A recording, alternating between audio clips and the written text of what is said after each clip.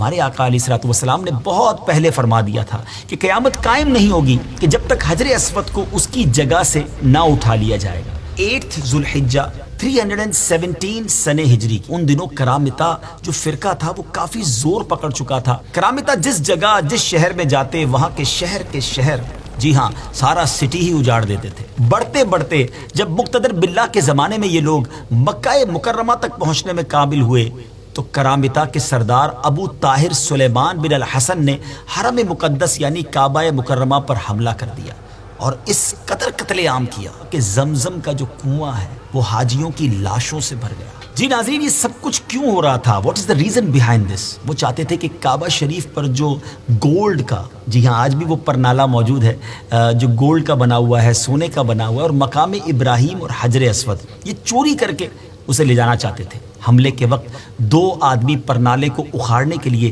جب کعبہ شریف پر چڑھے مگر اسی وقت سر کے بل زمین پر گر کر جہنم واصل ہو گئے۔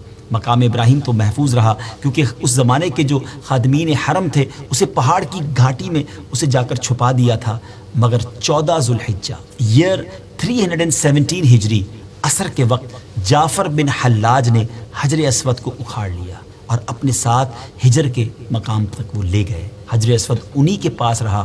ان سے بار بار اسلامی حکومتوں نے، جو زمانے کے لوگ تھے، انہوں نے مطالبہ کیا کہ اسے واپس دیا جائے۔ 50,000 سرخ دیناروں کی پیشکش بھی کی گئی مگر کوئی راہ نہیں نکلتی تھی۔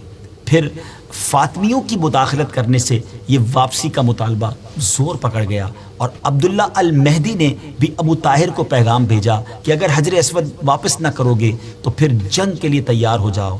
تو کرامتیوں نے یہ عذر پیش کیا کہ وہ دوسرے پتھروں میں مل گیا ہے، اب اسے الگ کرنا ممکن نہیں، ہمارے پاس حجر اسود کی کوئی نشانی نہیں ہے۔ اب علماء کرام کا ایک بورڈ بیٹھا اور انہوں نے فیصلہ کیا کہ ان سب پتھروں کو آگ میں ڈال دیا جائے۔